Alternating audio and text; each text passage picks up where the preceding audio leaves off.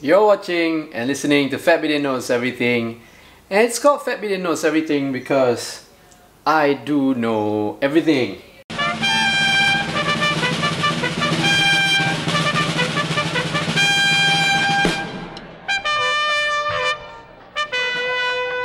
Now this week, I want to talk about something that's it's in the news. Guess what happened? An MCO has been declared, fine. But then an emergency has also been declared.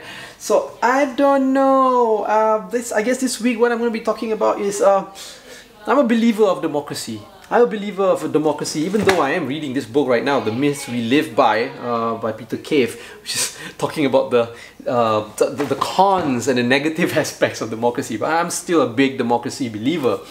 And now with this emergency that has been declared in Malaysia, I'm kind of trying to find out what are the check and balances that are available to us, right? When it comes to governance in Malaysia, and yeah, because of the emergency. So how does it work? How does it work? So that's what I want to talk about, right? And this week's episode is brought to you by pickled mango made by my mother-in-law. Jeruk mangga, no? Jeruk mangga. Yeah. Oh, yes.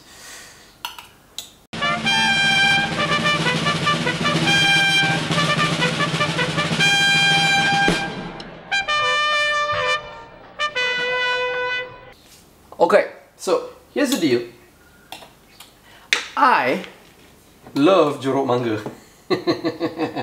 And my mother-in-law makes quite good jeruk mangga, yeah, so she should try her jeruk mangga. How are you going to get in touch with my mother-in-law? I don't know, search online. Shireen Khoo's jeruk mangga. Anyway, back to what I want to talk about now. Oh, this is good. Well, I understand that we are facing a crisis. We're facing a crisis, right? The numbers of infections when it comes to COVID-19 in Malaysia is just breaking records every day. We've got more than 3,000 a day now, right? Of infections a day. That's crazy. I remember when we had the first MCO early last year in March, the numbers were like 100, maybe 100 something, even less than 100, and everybody was already so concerned that we called a lockdown.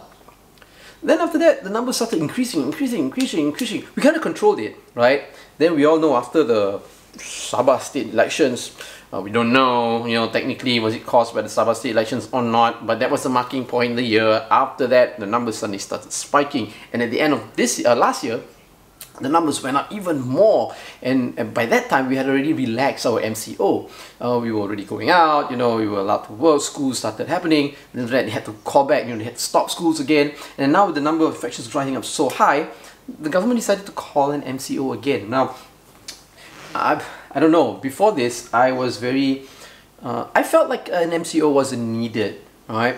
Because I thought that, hey, we just follow SOPs, wear our mask, see, I've got a mask, sanitize yourself, hygiene is important, like maintain social distancing and we can control it.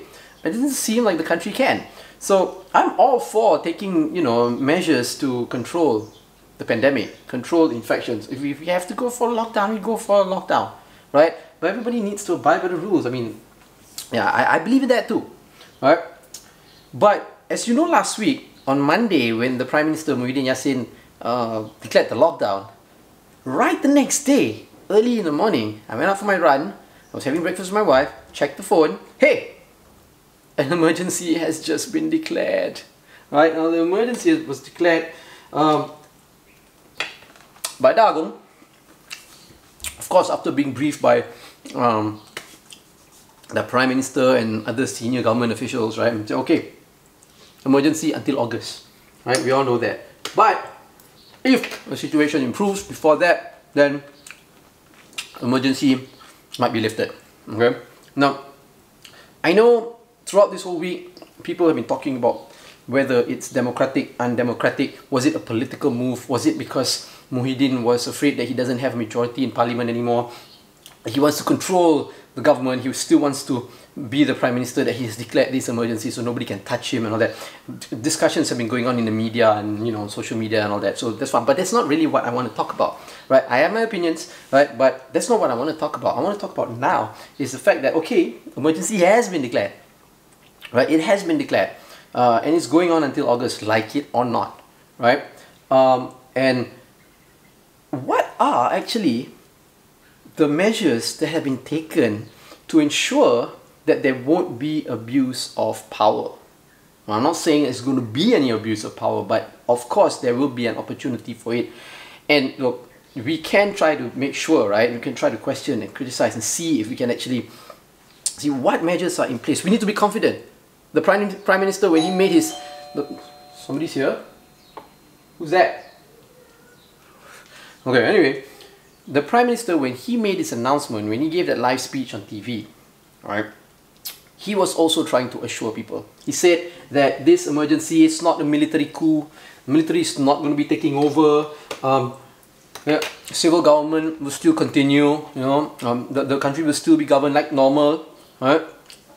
And that the emergency is only for the health pandemic. He said that it was only for the government to be able to quickly make laws and rules that can help them manage. Who is that? It's okay, it's okay. Right? So he said that it's supposed to allow the government to make quick rules and take quick action in order to manage the pandemic. Okay, right? Because under the emergency, again, the Prime Minister explained in his statement, is that under emergency, whoever's in power, the government can actually create ordinances or, you know, specific laws that does not need the approval of Parliament.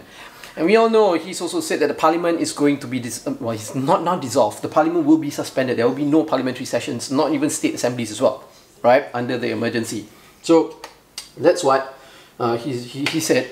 But he also said that to assure people that there will be check and balance, they will form an independent committee, because the Agong has asked for an independent committee to be formed that will consist of MPs, right, from the government and also from the opposition, right, and I don't know, maybe other stakeholders as well. And this independent committee will monitor the situation and advise the Agong if the situation is getting better or not, right? So yeah, he's trying to assure us of that.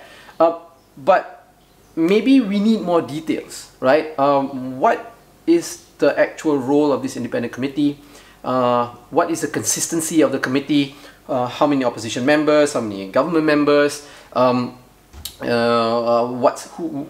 any other stakeholders that are going to be in it? What can this committee do? Do they just advise the Agong on the situation of the pandemic, or can they actually, research, find out, and question and analyze and give feedback and suggestions and be a part of the conversation when the government decides to create ordinances or take action under the emergency to settle the pandemic, to manage the pandemic? Do they play that role? If you read in the news reports, they have already, the opposition has already kind of declared, saying that yes, they have already received contact from the government asking for names of 3 opposition members to be included into the committee. And if you read these reports as well, the opposition doesn't know what to do. Some of them are saying that, okay, don't submit names, because if you submit names, then you are going to, that means it shows that, implies that you are okay with the emergency, and hence you are also okay with the government, with the Muhyiddin's government, who a lot of people say now have a minority in support in Parliament, right? But some also say, hey, wait, don't give names yet, because we want to know what the consistency of the committee is yet, and what the roles of the members are going to be, you know. But everything is very unclear. Alright, so I, as a journalist, as a member of the public, I want to be assured. That's all I want to. I want to be assured if everything is going to be okay. And that, you know, our civil rights, our human rights, and all that can still be maintained, right? The Prime Minister in his statement also said that under the emergency, anybody who does anything to undermine the efforts of the government in trying to fight COVID-19, trying to fight the pandemic, will be taken stern action.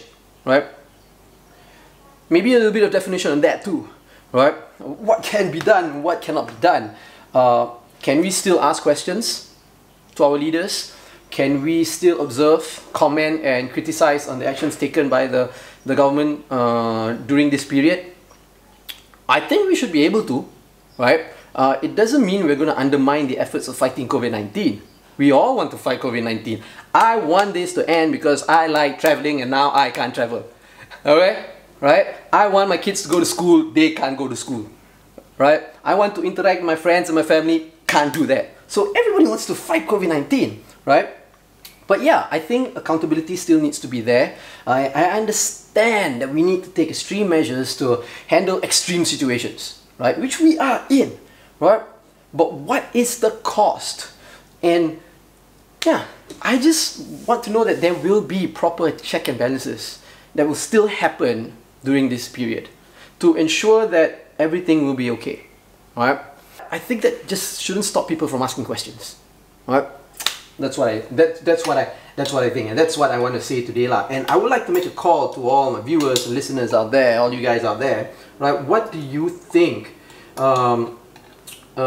Is there proper check and balances? Can there be proper checks and balances in the situation that we have right now? Right? I don't know, maybe lawyers can chime in, journalists can chime in, people in the media can chime in, maybe even, I don't know, politicians or leaders in the government chime in. Just make it a discourse, lah, right? Just want to have a discussion. That's what I want to talk about, right, this week. Now, this is a section where I highlight something that I found quite interesting. Now, Yuval Harari. That's what I want to suggest and highlight this week. Okay? Now, I've heard this name before, Yuval Harari. He's an intellectual, he's a historian, he's a writer from Israel, right? He's Israeli, right? I've heard about his ideas and all that, but I've never really been called to read any of his writings or listen to him. Until one day when I was out running and I was listening to one of my favorite podcasts, Dak Shepard's Armchair Experts, and you can listen to it too, but that's not what I want to recommend, not his podcast, right? And on one of his episodes, Dak Shepard was talking to Yuval Harari, right? And Yuval Harari was talking, and I just liked the way he spoke. I liked the ideas that he brought across. He was talking about humanity and how civilization evolves. He was talking about the history, he was talking about the present, and he was talking about the future. And he kind of like highlighted trends for me, showing how humans have evolved from being very, I guess, dumb into becoming slightly not so dumb, right? And hopefully in the future we get better and better and better. And he also, of course, he relates democracy into it, he relates societal values into it, he relates morality into it, he talks about a lot of things that involves our lives. And I found that very, very interesting. So I went out, you know, started looking for any of his work, and you can get his books in Malaysia in all the major bookstores. So this is one of his first books. One of his books is called Sapiens. It's written a couple of years ago, right? I've been reading it. It's really good, right? It's an easy read that tackles tough topics and tough issues, but an easy read, right? There's another book that I go, hold on. 21 Lessons for the 21st Century. This is like a compilation of his articles and essays that he's written. He has another book called Homo Deus Sapiens. I don't know, I didn't get that book. And actually Sapiens has just been launched as a graphic novel because he wants to target like a younger audience, right, with his ideas. So yeah, this is what I want to recommend. Yuval Noah Harari. Google him, find out what he's all about. He's really interesting. His ideas are really interesting, right? So yeah, oh well, that's it. You've been watching and listening to Bidin Knows Everything. Follow us on all our social media platforms. Go to fatbidin.com to get everything. Oh yeah, and yeah, I mixed it up a little bit. You've been watching and listening to Bidin Knows Everything. I've got 3 kids, 1 wife, and me to support. So you've got to, like, you know, help fund my life. So you actually can go to the Bidin EStore right? I'm gonna link it below. Right? And you can get actually like Fat Bidin merchandise, right? And most of it are actually books. I used to sell DVDs and films and all that, but hey, everything's available on YouTube now. So now if you want to get Fat Bidin merchandise, it's mostly books. So I've got books here. See, like this book. This is called The Adventures of a Keralite in Afghanistan. It's a graphic novel. See, graphic novel which I wrote and illustrated with my buddy Apan, right? It's a non-fiction one. It's about my time in Afghanistan shooting a documentary for a month when I was there. See, I'm a war journalist, right? So it's a really good book, right? I've got this non-fiction novel. It's called Operation Nasi Kerabu, Finding Patani in an Islamic Insurgency. This book I wrote because I spent some time in southern Thailand where there's a war there. You all know there's a war there, right? In Patani, right? I shot a documentary there which was banned for broadcast, but hey, they allowed me to publish a book. And if you get the book, there is a QR code at the back, right? There's a QR code at the back which allows you to watch it for free online. Oh, where's the QR code? Where's the QR code? Ah, there's the QR code, right? It's online, meaning you scan the QR code, you go to my YouTube channel. Okay, I've got another book. This is called Journal Dad, The Chronicles of a Journalist Who Happens to Be a Father. It's a compilation of my articles, my column when I was writing for the Malaysian Insider. It's all about like me being a journalist and raising a family at the same time. It's really funny. It's funny. My best-selling book, Liberal, Malay and Malaysian, Writings of a Walking Contradiction. This is a compilation also of my column in the Malaysian Insider. This one focuses more on like politics, race, demonstration, democracy and religion and things like that. It's funny too. All my books are funny because I'm a funny guy, right? Yes, I am. And if you like films, I sell this book. See, I wrote this book with my buddy Wan Chun Hong. It's a guide to filmmaking, indie filmmaking. Every chapter talks about one aspect of filmmaking, and every chapter also interviews one like a really prominent Malaysian filmmaker. It's really good. You can get all these books at the Fat Bidin EStore. Come on, feed my kids.